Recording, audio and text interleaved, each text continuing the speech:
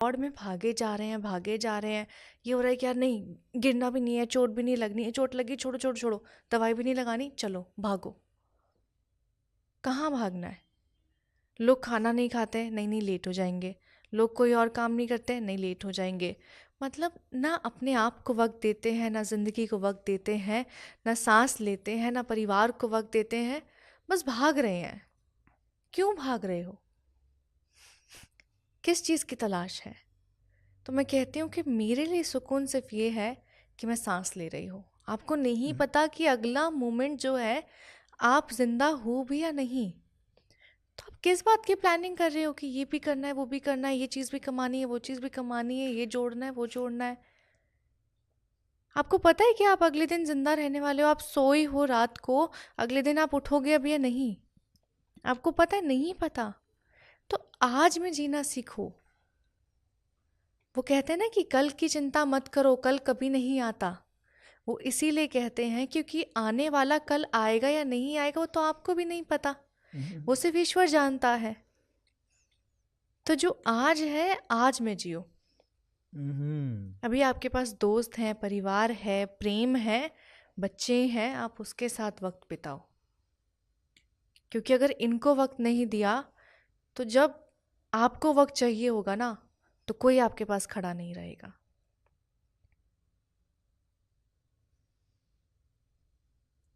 अभी एक कब्रिस्तान के बाहर लिखा हुआ था कि मंजिल तो तेरी यहीं थी, उम्र बीत गई यहाँ पहुँचते पहुँचते। हाँ। तो मरने के बारे में कितना रेगुलरली आप सोच, मतलब like is that a constant thought in your mind, मरने के बारे में? नहीं पता है, आना है, सोचना क्या है इस बारे में? मरना तो सबको है। अगर मैं रोज़ इस बारे में सोचूंगी कि अरे मैं मरने वाली हूँ, अरे मैं मरने वाली हूँ, तो मैं जीऊँगी कब? जो नहीं हुआ उसके बारे में सोच के आप जो चीज़ें हो रही हैं उनको ख़राब करते हो। वो कहते हैं ना कि फ्यूचर के बारे में अगर आप सोचते हो तो फ्यूचर इज़ अ टेंशन। वो आपको एक चिंता देता है। ठीक है? अगर आपको अपने चित्त में शांति रखनी है तो आपको चिंता से दूर होना पड़ेगा। अगर हम्म। आपको अपने मन में शांति रखनी है तो आपको इन सब उलझनों से बाहर होना पड़ेगा कि कल क्या होगा। जो होगा वो तो होना ही है, ना तो तुम रोक पाओगे। अगर किसी को पता लग गया फॉर एग्जाम्पल कि मैं 1 घंटे बाद मरने वाला हूँ, उससे क्या होगा? वो अपनी मौत रोक सकता है? नहीं रोक सकता। पता तो श्री कृष्ण को भी होगा ना कि उनके पास एक तीर आके लगेगा और उनकी मौत हो जाएगी और उनके साथ पूरी द्वारका जो है वो डूब जाएगी। पता तो उनको भी होगा, वो तो ईश्वर है। उन्होंने वो चीज़ को क्यों नहीं रोका? उनके पास तो पावर भी थी। क्योंकि वो ये कहते हैं कि जो लिखा हुआ है वो होगा और उसको होने दो। क्योंकि वो चीज़ जो होगी वो तुम्हारी बेहतरी के लिए होगी। और मैं हमेशा एक बात कहती हूँ कि बहुत फेमस कोट है कि everything happens for a reason. Hmm. मैं ये कहती हूँ कि हर चीज़ जो होती है वो या तो आपकी बेहतरी के लिए होती है या आपको बेहतर बनाती है, या तो वो आपके अच्छे के लिए हो रही है। अगर वो आपकी पसंद की चीज़ नहीं है, आपकी राज़ी की, आपकी मर्ज़ी की चीज़ नहीं है, तो यकीन मानो वो आपको कुछ ऐसा सिखा के जाएगी जिससे आप एक बेहतर इंसान तो ज़रूर बनोगे। हाँ, कुछ सीखा हुआ, कुछ देखा हुआ कभी बर्बाद नहीं जाता। और चिंता का कोई अर्थ नहीं है, जैसे आपने बोला कि चिंता और चिता में एक बिंदी भर का फर्क होता बिंदी है। वर्ग का फ़र्क है। और मेरे एक बहुत अच्छे मित्र हैं, उन्होंने एक बात कही थी कि जितनी भी टेंशन है, जितनी भी परेशानियां हैं, उलझन है, तड़प है, दर्द है, ये सब यहाँ है, आपके चित्त में, आपके मस्तिष्क में है। धरातल पे कुछ नहीं है, धरती पे कुछ नहीं है। आप टेंशन ले रहे हो ना कि आपको ईएमआई भरनी है, आपको फीस भरनी है, वो ऑन ग्राउंड कहाँ है? आप एक परिवार में देखें, एक इंसान बहुत ज़्यादा टेंशन लेता है, एक इंसान बिल्कुल टेंशन नहीं लेता क्योंकि उसको पता दूसरा इंसान ले रहा है। हम्म, वो खुश है ना, कोई चीज़ रुकी, वो सांस भी ले रहा है, वो खा भी रहा है, वो चल भी रहा है, सब कुछ रुका। तो आप ये देखो ना कि टेंशन लेने से कुछ नहीं होगा। टेंशन लेनी ज़रूरी है कि हाँ मुझे मेहनत करनी है। हम्म, अगर आपके पास कोई लाइबिलिटी है तो उसको कमाओ। कि आप उस लायबिलिटी को उतार सको, अपने लोन्स को, अपने क्रेडिट्स को पे ऑफ कर सको। ठीक है, उसके लिए मेहनत करो। वो कहते हैं ना, सब कुछ पहले से लिखा हुआ है, लेकिन सब कुछ लिखा होने के बावजूद आपको मेहनत तो करनी पड़ेगी।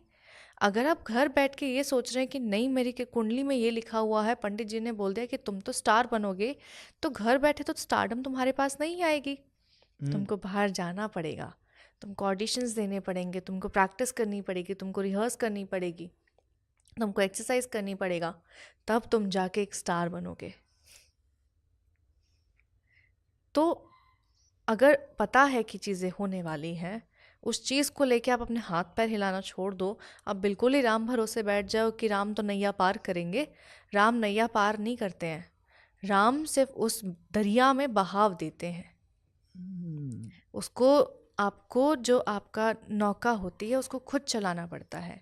पतवार तो तुम ही बनोगे।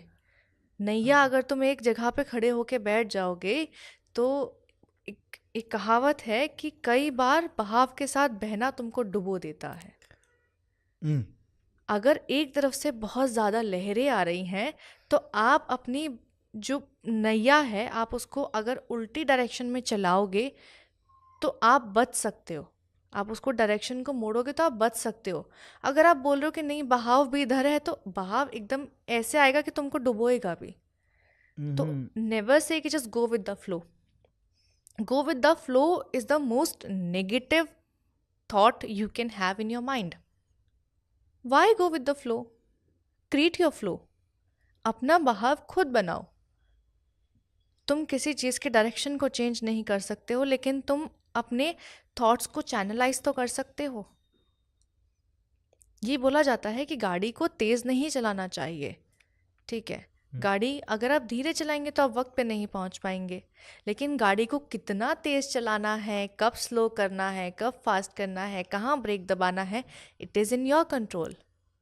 जिस दिन आप अपना सेल्फ कंट्रोल खो दोगे अपनी ज़िंदगी से, आप अपना एक्सेलरेटर ब्रेक के बारे में सोचना भूल जाओगे and you will be like just go with the flow. मैं तो छोड़ दिया है, स्टीयरिंग से हाथ उठा लिया है।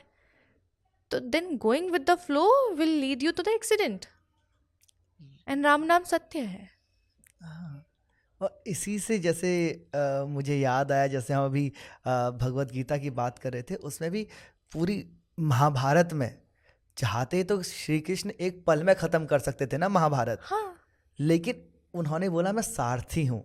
उनके कहने का उन्होंने जो किया, उन्होंने बोला मैं तो रास्ता दिखाऊंगा कैसे करना है। मैं जानता हूँ बहुत मुश्किल है, बहुत टफ है, मैं हर कदम में तेरे साथ हूँ। हाँ, किस तरफ जाना है मैं दिखा रहा हूँ, किसके सामने खड़े होना है मैं दिखा रहा हूँ। बट तीर तो अर्जुन तुम्हें चलाने पड़ेंगे ना, बिल्कुल। युद्ध तो तुम्हें करना पड़ेगा, पराक्रम तो तुम्हें दिखाना पड़ेगा। कहाँ दिखाना है ये मैं बता देगा, मार्गदर्शन मेरा, कर्म तुम्हारा।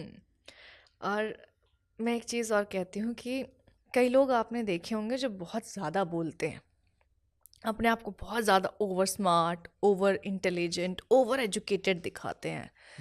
4 लाइन इंग्लिश की बोल के ऐसे समझेंगे कि उन्हें तो दुनिया का सारा ज्ञान है, और आपको पता है कि कौन हवाबाजी कर रहा है और कौन एक्चुअल में ज्ञानी होता है।